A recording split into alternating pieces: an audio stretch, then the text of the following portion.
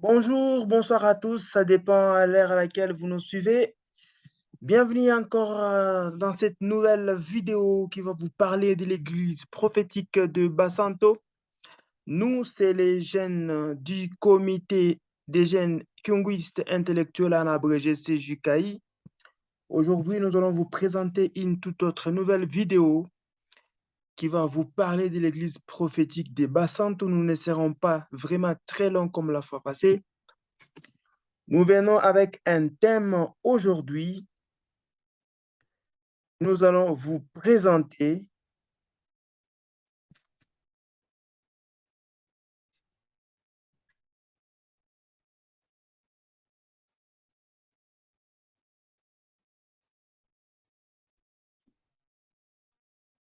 notre thème d'aujourd'hui, c'est l'église prophétique de Basanto. Deux points, le fondement. Nous allons vous expliquer le fondement de notre église prophétique de Basanto et nous aurons ne fût-ce que trois points à vous présenter aujourd'hui. Le premier point va vous parler. Nous disons tout le temps Église prophétique de Basanto. Qui est le fondateur de l'Église prophétique de Basanto? C'est ainsi que nous allons essayer un peu de vous parler. Qui est le prophète Kyungungo Ilunyata Fibanda? Puis nous allons vous parler de sa mission.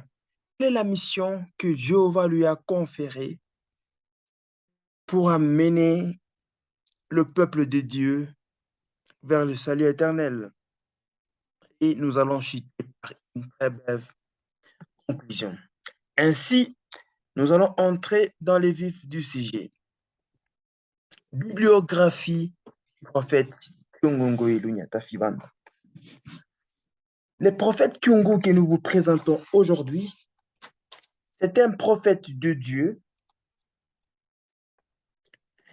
qui est né le 29 décembre 1935 dans un village non loin de la ville de Lubumbashi,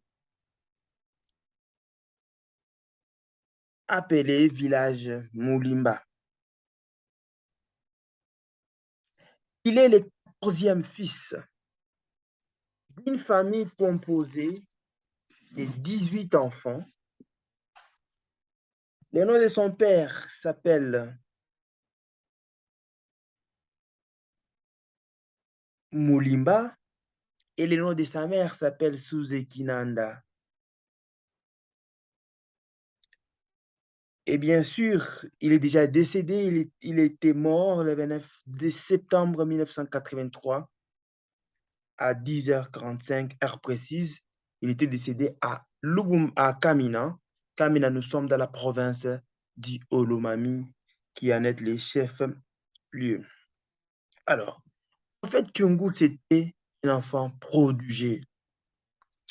Depuis sa jeunesse, le prophète Kyungu s'était distingué par son esprit d'initiative, que ce soit artistique ou innovateur, visiblement d'une santé un peu médiocre à l'âge de 5 ans et devenue vigoureuse par la suite. Il était pendant la jeunesse, il était clairvoyant, il était lucide dans tout son jugement et d'ailleurs,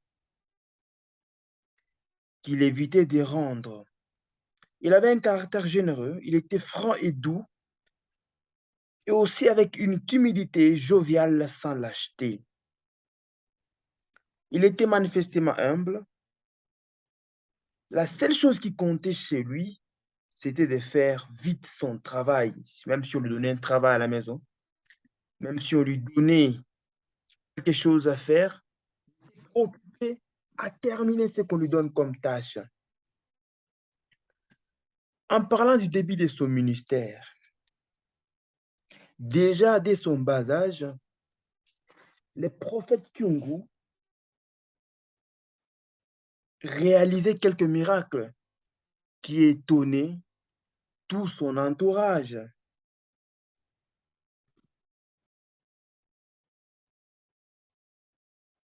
pendant son enfance, il a pu guérir 6 enfants qui souffraient de l'épilepsie.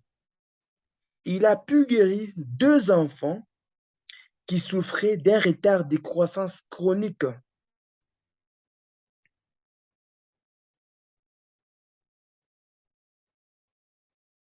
Il a accompli aussi d'autres miracles. Il avait, parmi lesquels nous pouvons aussi citer, il avait accompagné son père au bord de la rivière où il découvrit un hippopotame déjà mort pendant que au village il souffrait de la famine. Et à un moment donné, le début de ce ministère a été marqué. Il avait souffert d'une grande maladie. D'une grande maladie, il était mourant. Alors, il avait vu un songe. Il avait eu une vision suivant laquelle on lui offrait une rangée de 7 pots remplis de feu de toutes couleurs. Souvenez-vous, quand nous parlons de 7 pots, ça c'est une parenthèse que nous ouvrons. Les 7 pots, ça symbolise les 7 mystères cachés que Dieu lui a donnés. C'est une matière à laquelle nous reviendrons prochainement. Ça symbolise les 7 églises dont parle Apocalypse. C'est une matière que nous reviendrons aussi un peu dans nos prochaines vidéos.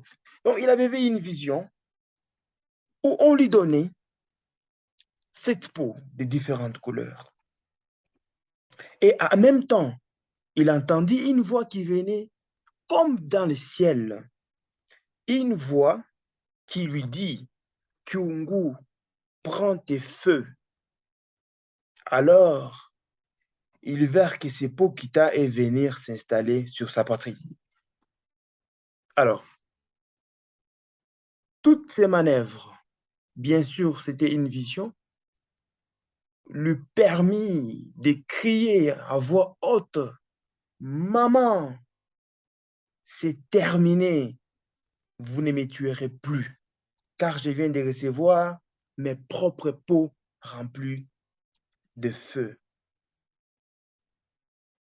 Pourquoi il avait dit ça? Parce que à son époque, vous savez, bien sûr, avec nos familles africaines, on aime plus utiliser des racines, on aime plus utiliser des choses qui ne sont pas conformes devant la face des dieux. On est idolâtre. Nous croyons à des choses superstitieuses. Nous croyons à des choses qui sont au-delà de notre imagination. Nous donnons des forces à des êtres non doués de force. Alors, Dieu lui avait conféré ces feux. C'était pour briser toutes ces puissances maléfiques qui résidaient dans ses racines, dans toutes ses fétiches. C'est pourquoi elle avait crié ainsi. Alors, directement, il fut guéri et il quitta, déjà, il a commencé son ministère, il quitta les toits paternels.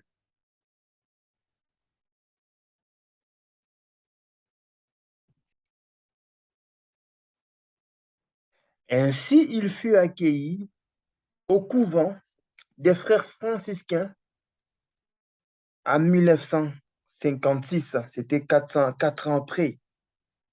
Et puis, il décrocha son brevet en théologie. Il s'était quand même imprégné, ça nous devons le dire, du sacerdoce catholique. Il était autorisé à dire la messe et d'enseigner des bonnes nouvelles du Dieu Tout-Puissant. Alors, quand nous sommes arrivés dans les années 1960 et 1956 à 1960,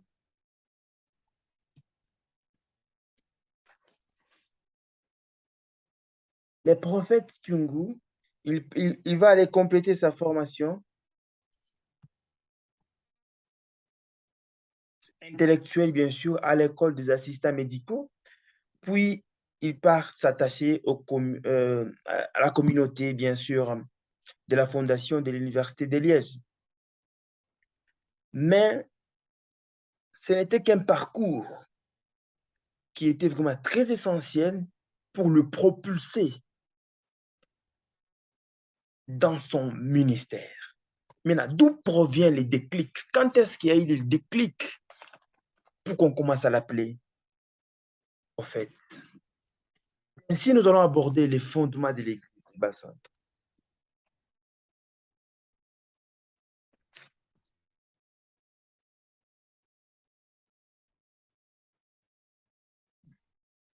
Le prophète Kyungu était aussi un commerçant. Il vendait du poisson, il faisait un peu les tout. Alors, le déclic provient.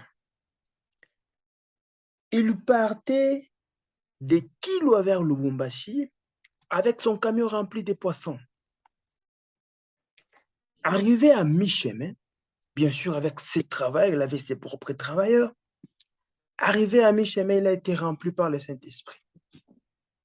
Alors, il laissa et les poissons et les travailleurs, il alla en bourse. Les gens le suivaient à l'époque et les considéraient comme un fou. Pourquoi? Parce qu'à l'époque, la conception du Saint-Esprit n'était pas comme la nôtre, comme nous avons pendant cette période. C'était difficile de dire que je suis rempli de Saint-Esprit et qu'on te croie. C'était un peu compliqué. Alors, pendant cette période, Dieu l'enseignait. Il lui enseignait comment guérir les gens. Il lui enseignait comment opérer des miracles. Il lui enseignait divers mystères que les gens ne comprenaient pas. Alors, les gens le prenaient comme un fou.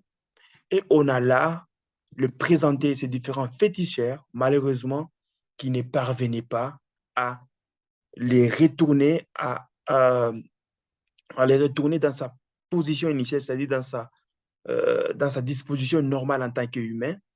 Pourquoi? Parce que ce n'était que le feu du Saint-Esprit qu'il était rempli. C'est ainsi, on était avec lui chez un féticheur à Kimbembe. Kimbembe, c'est une ville qui se trouve ici à non loin de la ville de Lubumbashi. C'est un village bien plutôt non loin de la ville de Lubumbashi. Là où on essaie de les soigner, et il y avait un feu qui était dehors. Là, nous sommes le 24 avril 1964. Alors, il avait vu le feu. Kyungu est sorti. Il est parti autour du feu. Il commençait à tourner. Il tourna la première fois. Il tourna la deuxième fois. Arrivé à un moment, c'est ainsi qu'il était complètement rempli par le feu de cet esprit et il cria d'une voix haute, Kem Jova, Kem Jova, Lunya Tafibanda. Ce qui signifie Dieu, Jéhovah vient, toi qui es le piétineur ou le briseur de tous les pouvoirs maléfiques. Et vous comprendrez même que ce mot, Lunya Tafibanda, est devenu comme un mot clé ou un principe fondamental qui dicta sa philosophie doctrinale. C'est ainsi, à cette période-là, le 24 avril 1964, la manifestation pleine du Saint-Esprit dans Kyungu a permis le début de son ministère. C'est à partir de ces jours-là du 24 avril 1964, d'ailleurs un jour que nous commémorons, nous les Bassantos, chaque année, qui a marqué le début de son ministère. Après ces jours-là, il a commencé à opérer des miracles. Il a commencé à prier pour des gens. Et il a commencé à fonder petit à petit son église par rapport à ce que le Dieu Tout-Puissant lui a révélé, lui a commencé à lui donner des divers enseignements. C'était une brève historique en ce qui concerne le mais quelle est sa mission? Pourquoi Dieu l'a envoyé sur terre? Nous connaissons tous notre culture, chers internautes, et vous tous qui nous suivez en direct. Nous connaissons notre culture ici en Afrique.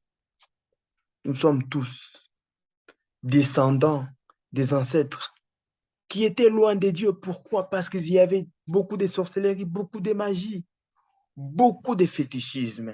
Alors, Dieu n'a pas voulu que son peuple puisse périr dans l'obscurité. Dieu n'a pas voulu que nous puissions mourir toujours dans les ténèbres. Ainsi, nous avons envoyé Kyungu avec comme mission principale la délivrance des esprits enchaînés dans l'idolâtrie, dans toutes ses formes, au moyen des ministères, ou des mystères plutôt, de la purification. L'homme doit être purifié. L'homme doit être épargné du feu de l'enfer. L'homme doit être épargné de toutes ces souffrances qui émanent du fétichisme et de l'idolâtrie. Ainsi, nous allons dire, ces messages divins du prophète Kyungu viennent perpétuer l'œuvre que nous connaissons tous des rédemptions accomplies par Christ. Ces messages s'adressent surtout aux païens, parce que les païens, jusqu'à ce jour, continuent à se plaire dans l'idolâtrie.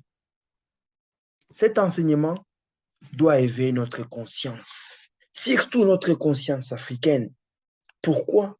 Parce que nous, les Africains, nous sommes très longtemps restés et la plupart restent encore dans l'idolâtrie. Bien sûr, hérités de génération en génération au travers de nos ancêtres. L'idolâtrie, c'est un péché qui amène l'homme à une mort spirituelle.